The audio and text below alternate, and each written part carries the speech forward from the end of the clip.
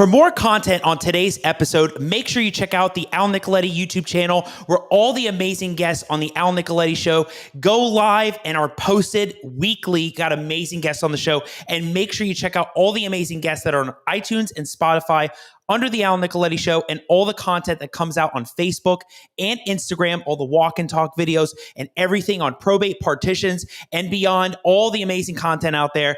And we have a very, very special guest today, so stay tuned. I got my pad and my pen ready. We're going to take notes all about the mortgage industry, all about the interest rates that are coming out now, and we're going to dive in and dive deep, so stay tuned. Hey, everybody, my name's Al Nicoletti. I'm an attorney here in Florida, and welcome to the Al Nicoletti Show, where I bring on real estate super investors, rising rock stars, movers and shakers, and leaders of clubs in the community that educate, entertain, and inspire all things on real estate, not even just Florida anymore. I have people from even beyond Florida that are coming on the show, but really that dominate the Florida market on how you could take your company to the next level. On my show today, I have the president and founder of Sharp Mortgages, owner of Jacksonville Title and Trust, and a business owner that's been in the game for 30 years, Bill Sharp. Bill is a professional in this game, loves what he does. He's a businessman, and he is going to share everything he knows about that mortgage industry tonight, because he knows what it takes to be a top mortgage lender in Northeast Florida. And on tonight's show, he's going to talk about the mortgage lending environment, how we got here, what it's like today, all about interest rates, the critical elements that you have to know in the mortgage industry, what it takes to get approved for a loan. That's important. You need to know what that means when you're going to buy property, and what the pre-equal process is, what types of lenders are in the environment, all about FHA, VA, and conventional loans. He's going to dive in. And without further ado, let's get his business growing. Let's get his mortgage business growing tonight. Without further ado, let's welcome Bill Sharp to the show. Bill, so happy to see you. I feel like I haven't seen you in so long. Bill, it's amazing to have you here. Welcome. Can't wait to dive in. We got a lot of viewers to see you, Bill. So let's dive in. Thank you. Absolutely. So tell us, Bill, how did you even get into this realm to be this business guy for 30 years? How did you even get into mortgages? Where did it really all begin? Tell us the journey. Well, I went to college and I was a collegiate tennis player, and I learned really quick that I wasn't going to make it as a tennis pro and be Roger Federer. And so my father had been working in the corporate world, and he had gotten in real estate towards the end of his career. And he suggested that I come and work with him and learn the real estate investment game, which I did. And as you know, if you're playing in real estate, you need to have money and you have to have income. And so making real estate investments is not always, if you're holding real estate, not a great way to produce income. A lot of people are flipping properties and making money that way, but we were really investing and holding real estate. So we came up with a way for me to try to make some money, and that was in real estate brokerage and mortgage lending. And so from the conception of my getting into the real estate business, almost immediately, I entered into the mortgage and real estate brokerage business, and kind of really at its infancy stage of mortgage brokering at that time. And so I was kind of one of those pioneers back then, a long time ago, and have metamorphosized several times with several different companies, as you mentioned, and have been a real student of the game my entire career, starting really young, literally right out of college and all the way through today. So that's kind of the journey that got me here. And it's been a real rewarding career. I've enjoyed it, and I've had a lot of fun, with what I do, connecting with my customers and, meeting a lot of really nice people along the way. That's great. And now you see that the mortgage industry is more important than it's ever been. And all the prices are rising on homes. People need to tap into the equity, do refinancing. What is the mortgage lending environment like today? How did we get here today? And what is it like? So a lot of people find this hard to believe, but when I got in the industry in the 80s, I was looking at a rate sheet where for an owner-occupied person, the rate was like 11.5%, which when I look at the rate sheets today and I think of me lending money and somebody crying because they got 3.25 versus, 2.99%, I kind of laugh in my head because I realize, where I came from and where we are today. It's kind of crazy.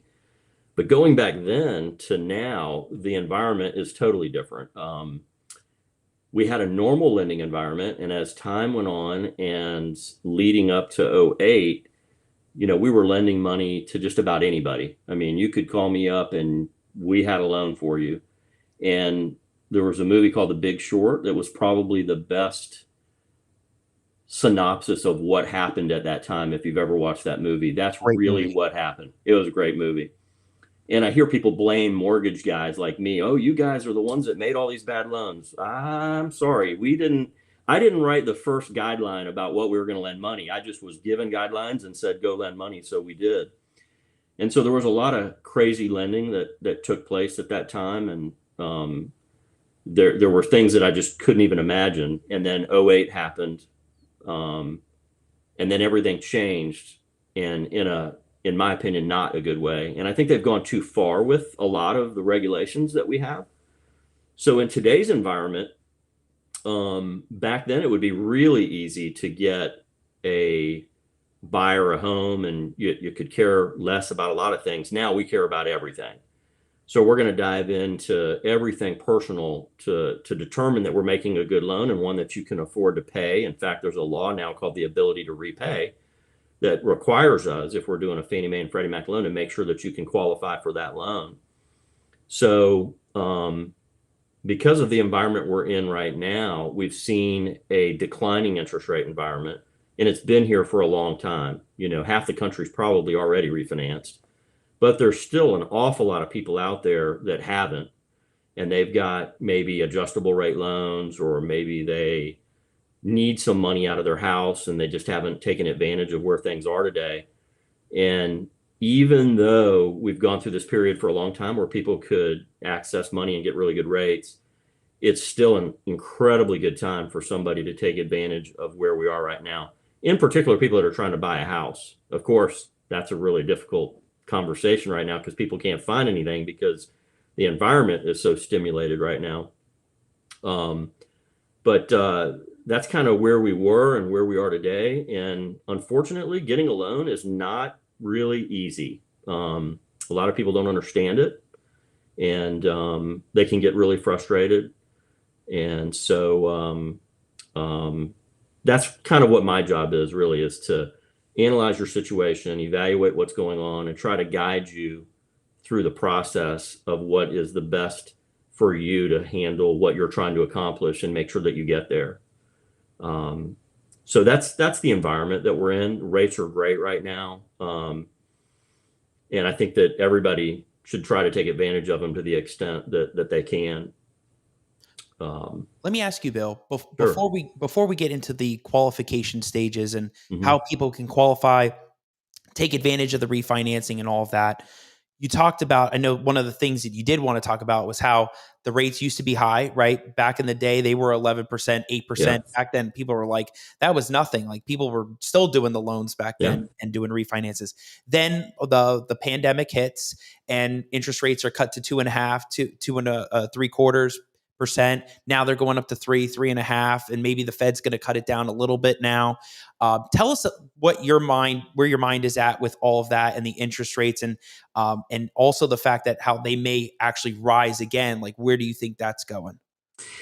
Yeah. So primarily what will happen with rates is if we have any type of risk or adversity or market uncertainty, rates will be held down because people will buy bonds because they want to be safe.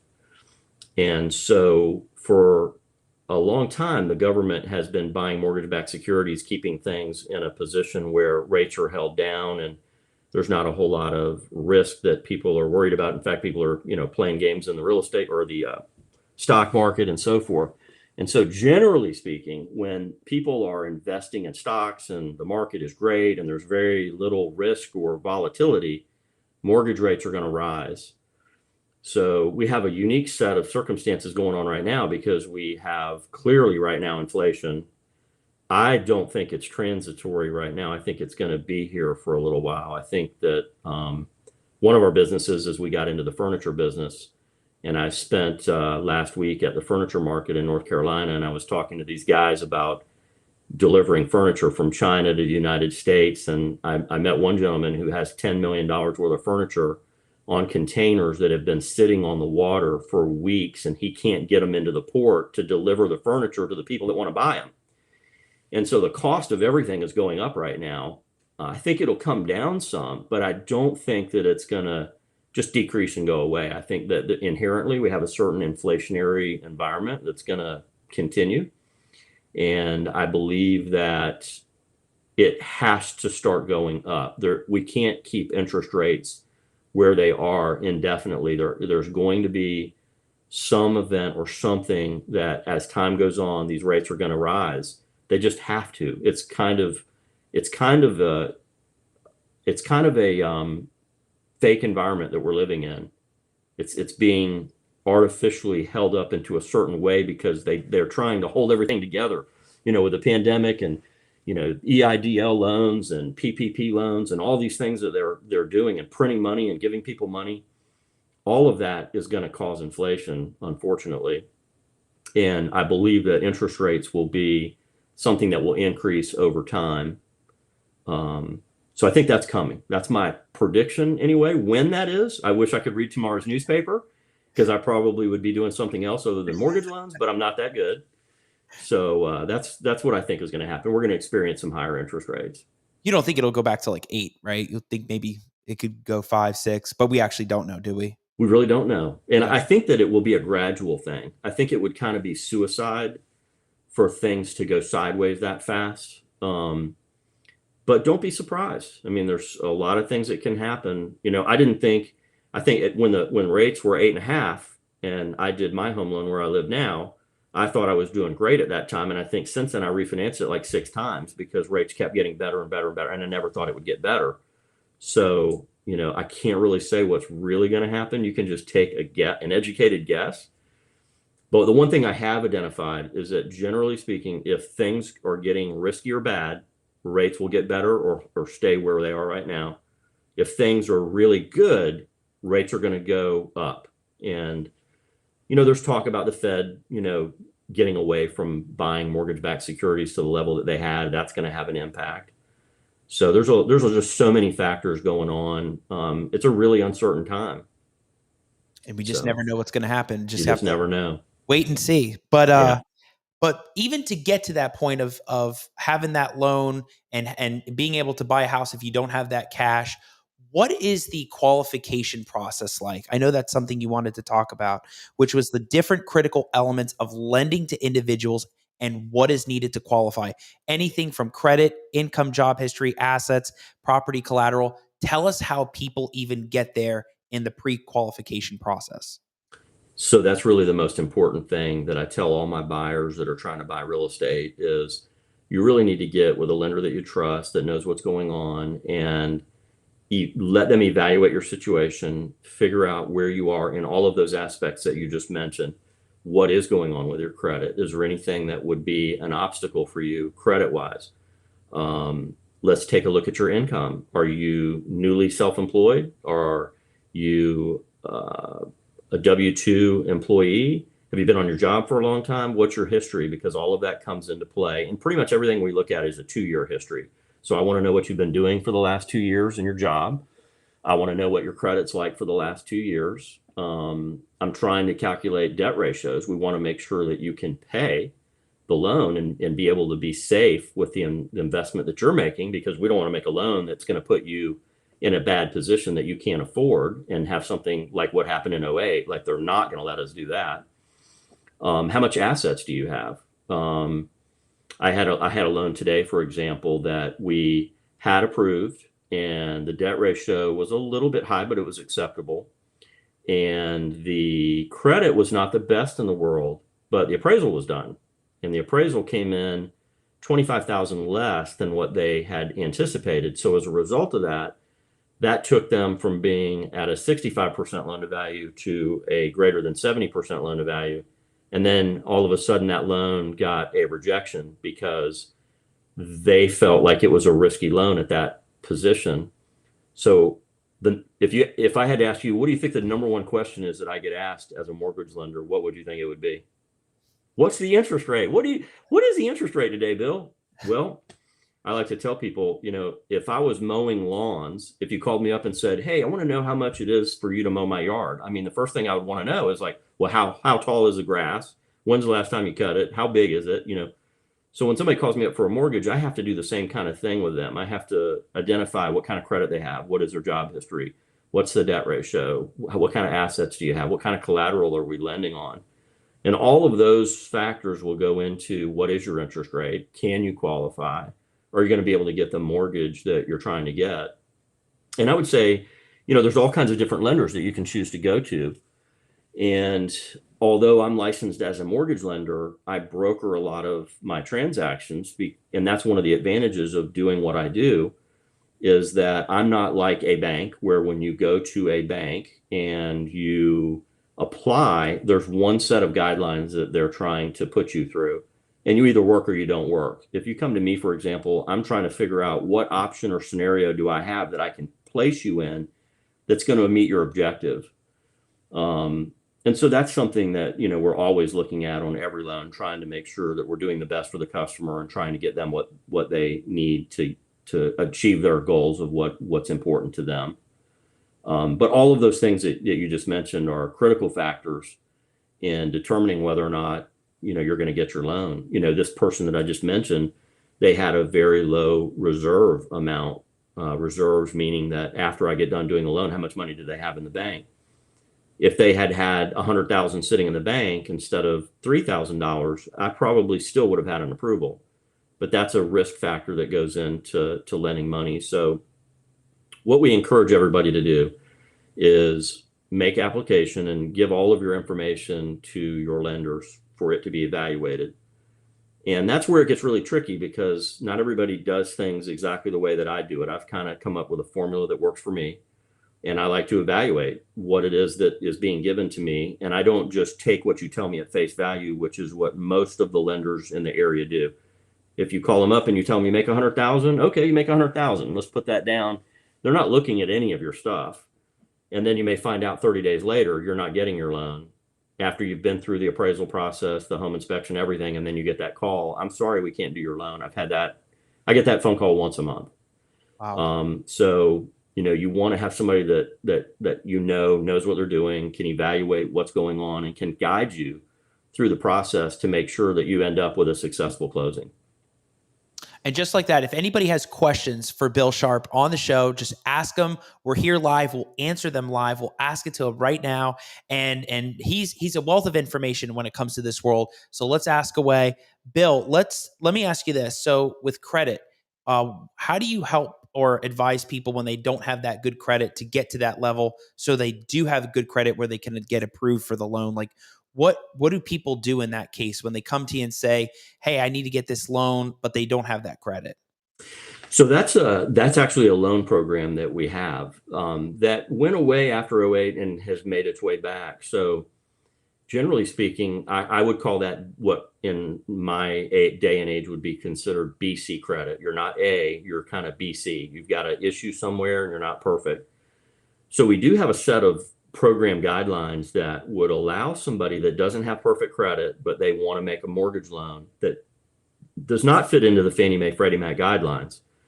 We still have an option for them. They are going to pay a higher interest rate. It's not going to be as attractive as it would be for somebody who has everything together and can qualify for a Fannie Mae Freddie Mac FHA VA loan, but they can still get a mortgage loan.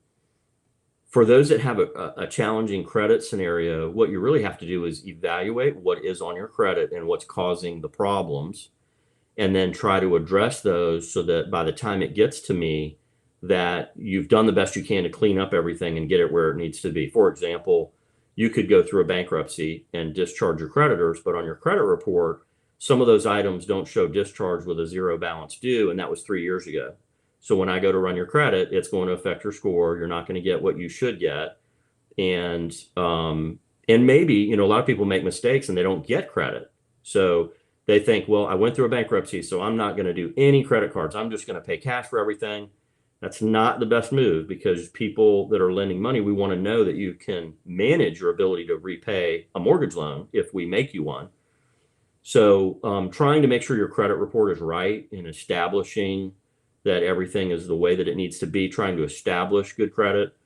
So generally what we're looking for is we're going to look back, most importantly, over the last 12 months, and then 24 months, and then over the history for the last 7 years, looking for bankruptcies, foreclosures, short sales, anything like that, charge-offs, collections. But primarily, if in the last 12 months you've been clean, your credit score hopefully will be acceptable. And what is acceptable? I'd love to see somebody with above a 620 credit score. 700 used to be considered great. Now, today, 760 is considered great. If you're over 760, you're kind of golden in the credit world. But if you start getting into the 580 range from a credit score perspective, it's going to be difficult to get a loan. It's not that it can't happen, but it's going to be a huge challenge for the originator and for the borrower, because there's probably a pretty good reason why you're a 570 or whatever that you might be. But it doesn't mean you can't get a loan. It just means you might not get the loan that you'd really like to get. Right. So, wow. I didn't know like 760 is the golden number right now. It's really an important number. Yeah. And wow. so the pricing, that's why I said earlier, is like everyone wants to know the rate. So there's several factors that go into that. It's what is your credit score? What's your loan to value? Is it a purchase or refinance? Is it a condo? Is it a single family? What is it that we're doing a loan on? And then once you have all these factors that you don't know when you first talk to somebody, you're then able to try to price that loan out and figure out what the rate would be to be able to quote them. So I kind of laugh when people ask me, what are the rates? Because I got 10 questions for you before I can even give you a rate that would be accurate. I could ballpark you, but you kind of want to know what the real deal is going to be. And I'm glad you kind of transitioned into that. Like, what kind of property is it? Is it a condo? Is it a house? Is it land? Yes. Is it commercial? Right. So for Sharp Mortgages, you all do any type of property, right? Doesn't matter if it's land, commercial property, multifamily. We do. We lend. We do all mortgages that you would want to have. Most people that are going to call are going to try to finance, their primary residence. But then we also have a lot of investors, and I know your following is a lot of investors with the groups that you're in. And so each one of them, there's a certain category that they're going to fit into for their specific needs. And as it relates to that, I have kind of like a category list. So the easiest and best financing you're going to get is on your primary residence on a single family residence. When you get into condos, everything gets a little bit more complicated, because if I'm going to do a Fannie Mae, Freddie Mac, FHA, VA loan, the lenders are going to want to know that condominium is not risky. So they're going to want to get more than likely a condo questionnaire, and they're going to want to know, are there any lawsuits? Is there any special assessments pending?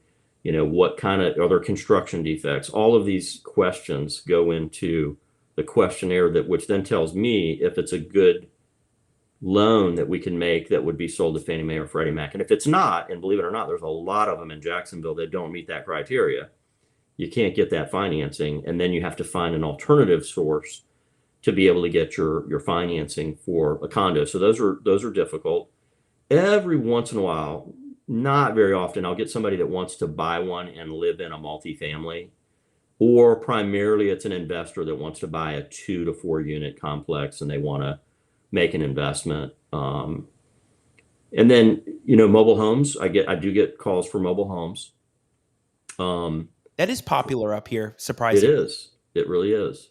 And we can do them. There's some criteria for them to meet Fannie Mae, Freddie Mac guidelines.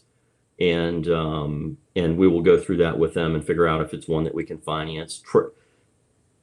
And a mobile home is a depreciable asset. So it's not something that, lenders are just jumping up and down to go lend money on mobile homes. A lot of them, in fact, don't. So you kind of got to know what you're doing there if you're going to get into the mobile home arena. And then commercial, you've got, your best financing is going to be on your owner occupied commercial building. I've had one recent inquiry that they wanted to cash out on a commercial building that they owned. And, a lot of lenders don't want to do that. They want to help with acquisitions, but not cashing somebody out, or maybe refinancing, but not pulling money back out of the property. That a lot of people don't want to do that. So each one of those categories, there's a different, loan program for them. And that's kind of where your conventional FHA and VA comes in. Each one serves a purpose. If you have really good credit, if you're a 760 credit score, you're putting 20% down, you have everything together, you're a conventional borrower. You're going to go Fannie Mae, Freddie Mac, which, by the way, they recently changed the loan amount that is going to come out on January 1 to 625.5. So now you can finance even more instead of a, over $50,000 less amount that we had previously. You can finance a lot more because property values are a lot higher now, which is good for everybody because it means when you go to buy something, you can get more of a loan on a conventional loan where the best rates are instead of going into jumbo financing, which is a large loan and getting a worse rate. So that was a good thing that was just released. And we're already taking applications for those now. If you want to borrow 625.5 and do a conforming loan, even though it's January 1, we're taking those applications now, which is another good thing. If you're FHA, you may have had some credit related issues. You may not have a ton of money to put down. You may be getting a gift from a family relative. You may have a lower credit score. And then if that's you, you're probably going to fit into an FHA category, which can work very well for a lot of borrowers that are trying to buy their first home. And then you have veterans. So in our area, we're a military area and we have a lot of vets. And you can make a purchase with zero down if you're a veteran on your primary residence and get a great loan to go buy a home, refinance one, and be a veteran. So, that is probably where you'd be if you wanted to make a minimum investment and get a great rate. There's no mortgage insurance for a veteran, so that's a good option for a VA person. And then when you get into investment properties, FHA and VA is really for owner occupieds. So you want to do an investment loan, you're going to fit into that conforming arena of Fannie Mae, Freddie Mac type scenario. So Bill, for those that aren't in this industry that don't see it every day, the thing that you were talking about that's going to be effective in January, can you give an example of how somebody could take advantage of that new system, like not on a nuts and bolts level, but like as like a hypothetical scenario about how they can take advantage of that? Sure. So I have an application right now that's in process where the customer called me up and they owed like $640,000 on their property. And previously to the 625 loan size, we were in the 548 range. So I suggested to the customer, hey, I can, in today's environment, you would be a jumbo automatically based on that previous loan size. So why don't we look at, if you have the finances, why don't we take a look at the 625 conforming loan size? And if you're willing to pair a little bit of money with that, I can take you out of a jumbo rate and bring you down into a conventional rate, which is better. So the rate is going to be 1/4 to 3/8% better from jumbo to conventional. And for them, that was a very easy task for them to accomplish. It might not be for others, but another example would be, let's say that you're going to go buy a house and maybe it's your second house. It's not your first house in the 250 range, but you're going to step up, and based on the way things are going right now, it looks like, 500, 600, 700, maybe your second home, your big step up that you're going to maybe be your forever home. For that borrower, they can finance more of it instead of coming up with more to keep it in a conforming loan size. So if you were buying something for, 625, if buying something for 700 and you could keep your loan amount at 625.5, you get a better loan than if you were, in the current climate of in the 550 range. You just can't finance as much. It's better for you that way. Different world. I mean, Yeah. I don't have a house or I haven't bought any investment properties or primary residence. So hearing all this on an educational level is very valuable. I think a lot of people that do want to do investing, like the investors that watch, all the real estate people that watch, they're not just thinking the FHA, they're thinking all the other kinds of loans. So like for investors, what kind of loan are they looking for specifically for like the secondary homes, the rentals, the Airbnbs? Like what would they be coming to Sharp Mortgages for? A lot of people, if they're, so you have a lot of different borrowers that come in on the investment property side. If they don't have too many of them, 10 or less, and they qualify, they have good credit, good income, good assets, they're probably going to want me to try to do a conforming non-owner occupied. When you do that, you have to know it's going to be in the name of an individual, because Fannie Mae Freddie Mac does not do loans to entities. So it'd be an individual. Some are different sophistication level. They may have more than 10 properties, and they have LLCs they've created. And so by that nature right there, they automatically are a commercial loan. And so then you fit into a category of, okay, Fannie Mae, Freddie Mac, FHA, none of those are options. Now we're in this commercial arena. What loans are available in that area? And there's a lot of money in that arena to lend for people that are trying to make those kinds of loans. I know there's a lot of private money that's being played right now. And there's a lot of institutional private money where there's entities that have money and they have a certain set of criteria that is tailored to those investors. And they're prepared to make loans to these people that fit into that niche of non-owner occupied property that they buy, whether it's a single family or a commercial building. And under certain parameters, they'll lend money. Again, they're not going to get a Fannie Mae, Freddie Mac 3% rate. It's going to be a higher rate. It's a commercial loan, but there's still money for them in that arena. So there's a lot of people that are buying properties right now. And that's why you might have seen the article where in Jacksonville, 25% of the real estate are owned by investors. So we have a very big population here of investors buying real estate, which has made it harder for the first-time home buyer to buy something. And if you were to ask me what it was like sitting at my desk in 2008, from a value standpoint of real estate and the complexity of a borrower trying to buy a $250,000 house, I'm at the same place at my desk today as I was in 08. Property values are higher. The people's income is push and shove to get to that 250, which is what a first-time home buyer's property almost looks like in Jacksonville. And so that element is present right now because the values are being pushed higher. And in my opinion on that is I think it's slowing down a little bit. I think that the feverishness is slowing down. And I think that'll be a good thing for people that want to buy. The foreclosures are going to start. And I think that will allow the market to stabilize a little bit and take some of the pressure off the demand, which in turn will help people be able to find something when they're looking, because right now it's slim pickings. I had a realtor call me the other day and tell me that they had a buyer that wanted to buy something for $100,000 in Mandarin and they were having a hard time finding it. And I said, well, yeah, you can't find a single family house in Mandarin for $100,000. If you can, you probably wouldn't live in it. So, that's kind of where things are right now. It's really crazy out there. And obviously having a good realtor to help you through that.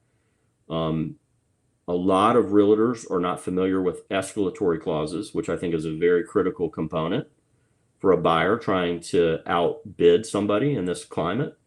You basically are writing a contract that says, I'm willing to pay $10,000 more than my offer if you get another offer that's higher than my offer, and I'll pay it, let's just say, in increments of $1,000 over what I offered up to $10,000. Well, until you get past $10,000, your offer is always number one until you get past that number. So it gives you more of an opportunity to strike a deal with a seller that is going to take the highest offer that they can to get the most amount of money. Of course, it's got to appraise. So that's the other part of the equation when we talk about collateral, is that is really a problem right now, is that part of the process is you have to have an appraisal, and these guys are so busy. We sometimes can't even get inspections for 10 days once we order the appraisal. So that can be an issue too, because the market is not, the appraisals are not keeping up with the market a lot of times. So that can be a challenge for everybody. So when are we going to see sharp appraisals? You're not. Yeah, you're not. I'm sticking to where I am right now. I'm not going to get into that rat race. Okay, that's good. Yeah, I believe there's going to be a point in time where the computer knows what the value is, and there won't be as much demand for somebody to go look at it. And in fact, a lot of times when we're doing these deals now, we're getting property inspection waivers where we don't even have to do an appraisal. So I feel like we're getting closer to that, but I have no interest in that. I gotcha. You brought up a great point with like where the market is, right? We're at a Mhm. really high price point. I think I saw a chart over the weekend where we finally surpassed the high point of '08 prices. Mhm. Now we're beyond that. And when you look at that kind of chart, you see a cycle. And the cycle we're Mhm. in, we're hitting that peak again and things ebb and flow, which means that the market's got to come down and cool. And this is a great take. I like to hear your take on this. The article that came out about Zillow, how they've really put the brakes on buying homes, and because they have so much inventory, they don't even know what to do with them now. Do you, number one, do you see that as an indicator of where the market's cooling off? Like one of those first indicators that, hey, the market's about to shift right back to a buyer's market? And two, what can people do now if the prices are just so high? Do they just wait? Do they just hold the cash? Do they just, you just say, hey, keep investing? It doesn't matter. It's just, you buy property, you're investing in real estate. It still has that wealth to it. What are your thoughts on the whole Zillow thing and where the market's shifting to a buyer's market? Well, I think that we are going to shift a little bit back the other way because, in my opinion, there were a lot of people when the pandemic hit that chose to not make their mortgage payments.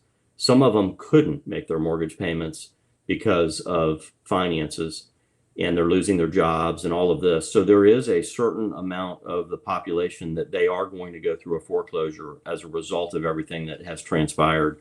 And there's nothing that we can do, I don't think, to really help it more than what they have. So I believe there's going to be an inventory there that didn't exist, and I think that will help things. Um, I I I'm not really sure beyond that what will stabilize things. I do believe that there's a stock market correction coming. Again, I just can't tell you when. I do have a friend of mine that is an expert in that area, and he's really confident that it's happening at some point in time. And every 10 years, historically, it has. And I think that'll be a defining moment that will be a game changer for a lot of people.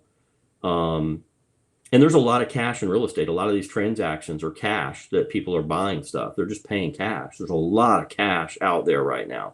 And that makes it really hard for those first time home buyers. So I hope that there's a reprieve for them to be able to come in and be able to own something, because it is really hard for somebody to make a purchase on their home, because it's just a very difficult time. There's 1,000 people a day moving to Florida, and that trend doesn't look like it's stopping anytime soon. So there's going to be a lot of demand, and hopefully we get some more inventory to be able to offset that. So I just remember when the pandemic hit and Open Door went straight out the window. Like yeah. all of a sudden the big players, the big hedge funds that were investing because they thought they were going to take advantage of that market, all of a sudden went out. And now you have Zillow. I don't know. The way I see it is that when you have a big player like that that's pumping the brakes, that something either the market peaked, right? Maybe the market peaked and now they don't see the value in buying the homes, because now it's going to come down. But we'll see. And you brought up a great point about foreclosures. That hasn't even hit too. No. I thought it was over. I thought the moratorium had lifted a couple months ago, but then looks like it's back. And how is the foreclosures, the wave that's coming, going to affect mortgage originations or interest rates?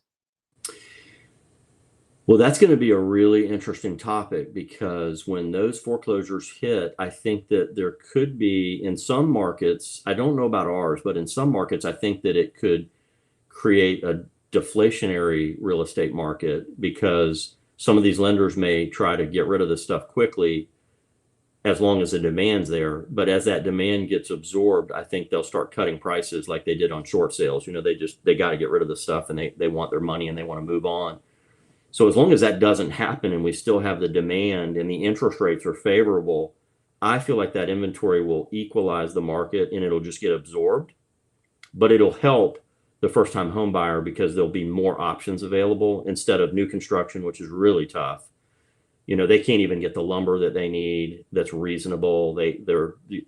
People, it's amazing to me. Some people aren't even working. I don't even understand that, but there's a lot of people that are taking advantage of some of these government programs, and trades have left because they couldn't during the pandemic. And the restaurant business is suffering. They can't even get waiters. There's so many factors going into all these different things. But I believe that the market will stabilize. I don't think it's going to tumble like it did in '08. The loans we're doing are super ultra safe.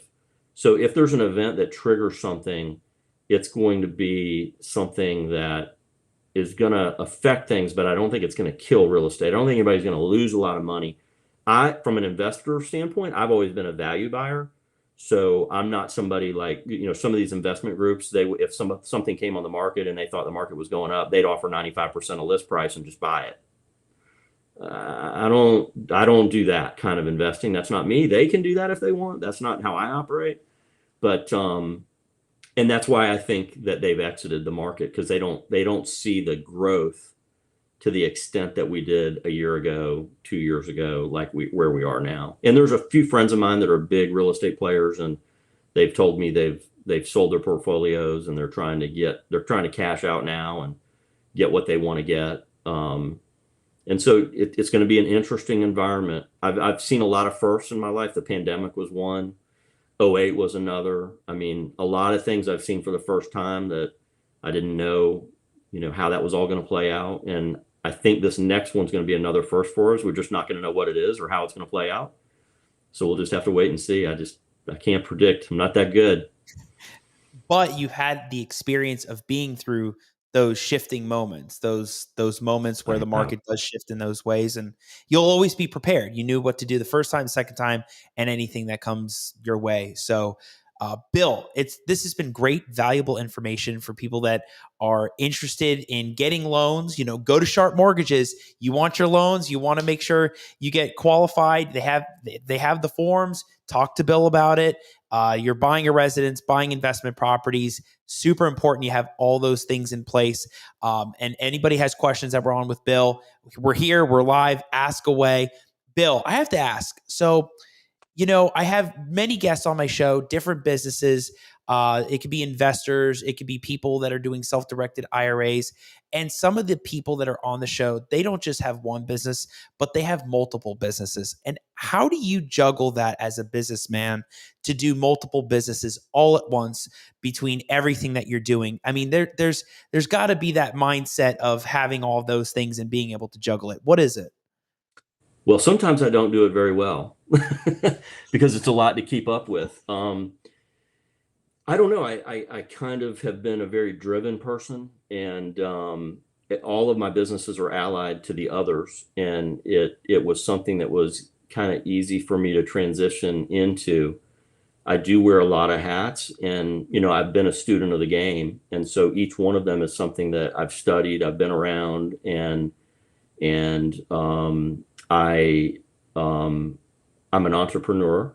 And so that's something that drives me, and I want to do the best I can at everything that I do. So we try really hard in all our different areas to do that. And part of that is keeping great relationships with people that you've done business with and that you want to do business with. And my name is everything. So I always want to do things the right way and stand behind what it is that I'm doing. And wearing all of those hats, I end up being the lawyer, the insurance guy, the investment advisor. I'm everything in all of those businesses. And I am very fortunate that I have two children that work with me and are learning the ropes. So they're the third generation coming into the picture, which I'm real excited about that. And that's been very helpful. But the most important thing is obviously surrounding myself with exceptional talent and good partners with whatever part of my business that I need help with. So that's been a big secret to my success, is just having met a lot of really good people that have helped me along the way, because my dad told me one time that everything that you get in life is a result of another person that has helped you in some way. And I've found out that that is true. And so the relationships you make along the way are a lot of what shapes you and who you are and what you're able to do. And I've been very fortunate making a lot of really good friends, a lot of really good partners that have helped me along the way. That's great. I mean, if you're able to do all of that, it's amazing, right? Having all those businesses, it's a lot of work. It It's a is a lot lot of of work work. to do all that stuff. Yeah, it is. And so I made a lot of sacrifices throughout throughout the years. But it was something that I wanted to do, and I wouldn't change anything that I've done. And I have a lot of fun at what I do. And the big thing is that I get a kick out of is, it's not about the money for me as much as it is helping the people that I'm helping. I even looked at somebody today in my office and I said, look, if we don't make anything on this loan, can we get this loan done? Because I just want to help the person. And the answer was no, unfortunately. Even if we don't make anything, we're not going to be able to do this loan. So at the end of the day, I get a kick out of trying to help people, trying to solve problems. As a business person, I'm a problem solver. And that's what I get paid to do, is that people have objectives and I have knowledge and information, and hopefully that translates into me being able to help people achieve their objectives. And ultimately, if they choose to do business with me, they'll gain all of that information and knowledge that I have to share. And that's what I have fun with. I've met so many great people throughout my career that have helped me to grow all these businesses and have done repeat business with me and just helped me grow it. So it's been a lot of fun.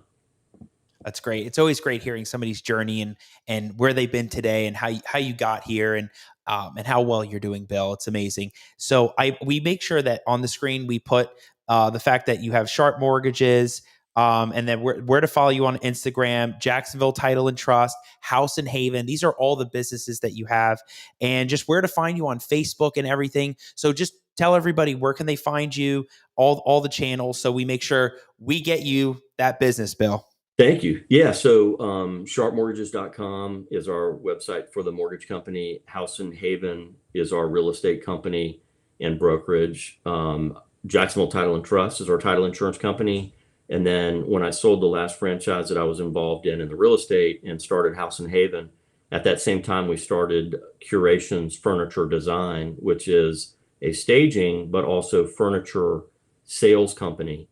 And that's been a big thing that we've gotten involved in, because as you're buying a house and getting financing and you're moving into a place or selling a home, you either needed staging or you needed furniture. So we thought that was a nice mix to add to the equation. And so we're heavily invested in that right now. And we've got a second location for the real estate company that we're opening out at the beach in the next couple of months that will be furniture and real estate related, so that people can come and see what we're doing. And so we got some really fun and exciting, unique things relating to that, which separates us and is kind of a differentiator from all the other companies that do what we do.